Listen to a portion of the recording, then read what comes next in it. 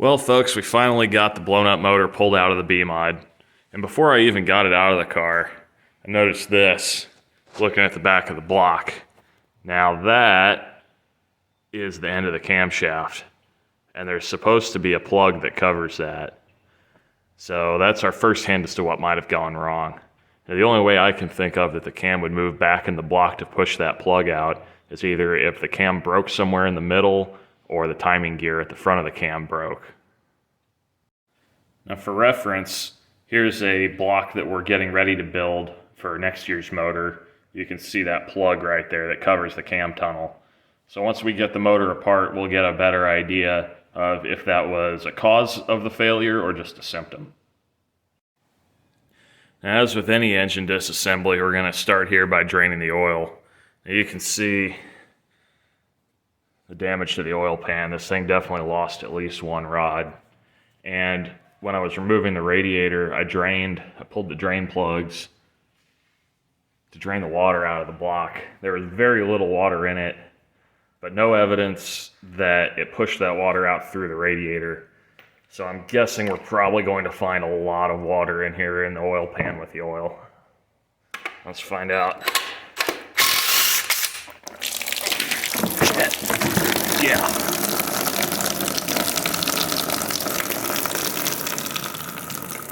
Yeah, that's not supposed to happen.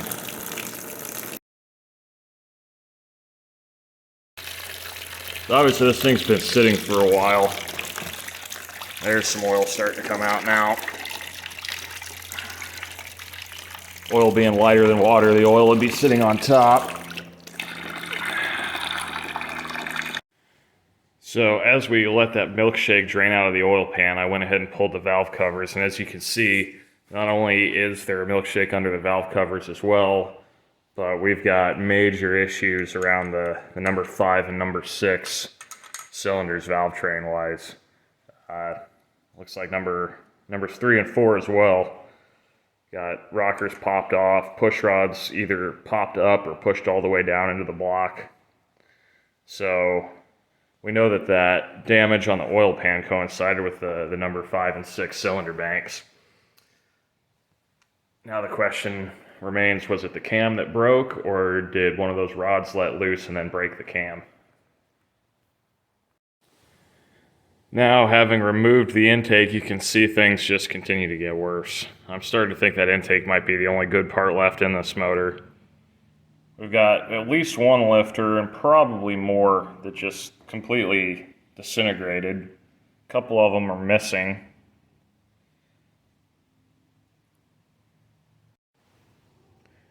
So as you can see, we've continued with the teardown and removed the cylinder heads.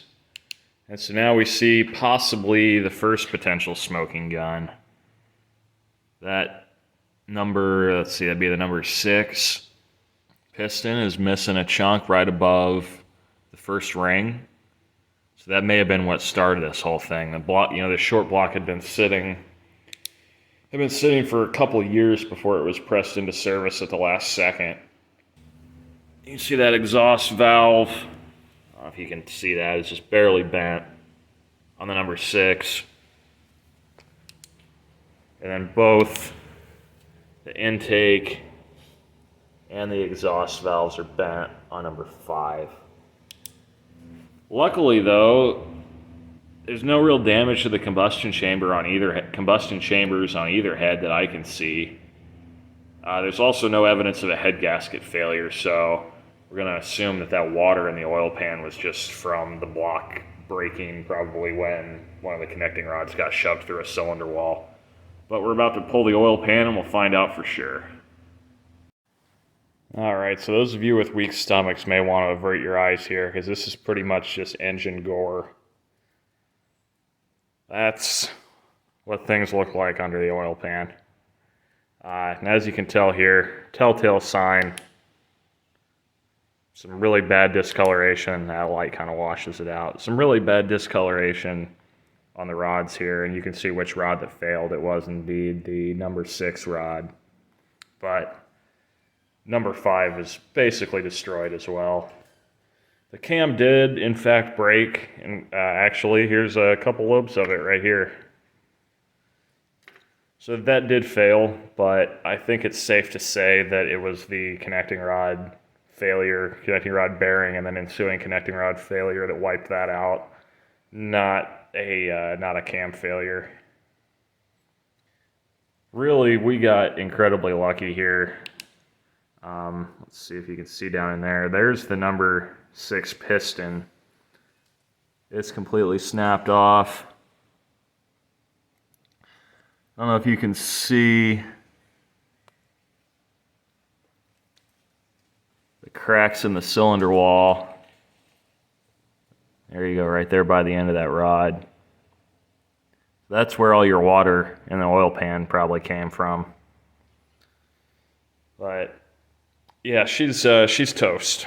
No doubt about that. This block is junk.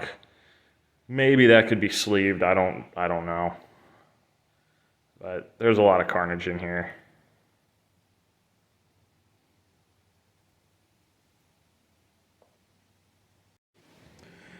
Now, one last thing real quick before I move on that I wanted to point out. Both of these main caps are completely broken in half. So that most likely happened when the motor locked up, when that connecting rod basically wedged against the side of the cylinder. And yeah, if anybody tries to tell you that a cast crank isn't any good, this is a scat cast crank in here. I mean, it literally broke the block before that crank would fail. So one last thing to investigate here before we really declare bearing failure as the ultimate cause of failure on this motor is to look at the oil filter. Now I've kind of pulled some of the pleats apart, and you can even see the sparklies going on here in the oil that dripped out of the filter.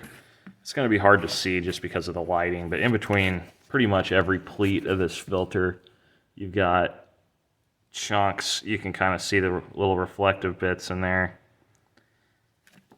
You've got chunks of bearing, and how we can confirm that that's bearing and not something, some other part of the engine is we'll take a magnet.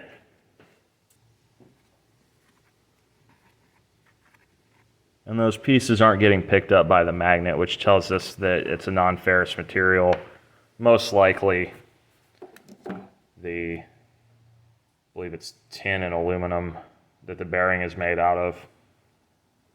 So ultimately our first guess as far as what the cause of failure was, looking at that notch missing out of the top of the piston, was probably wrong. That probably happened after the rod broke, after the piston contacted the underside of the head.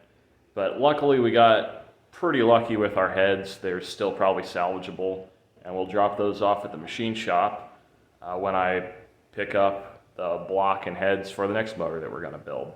So stay tuned for that.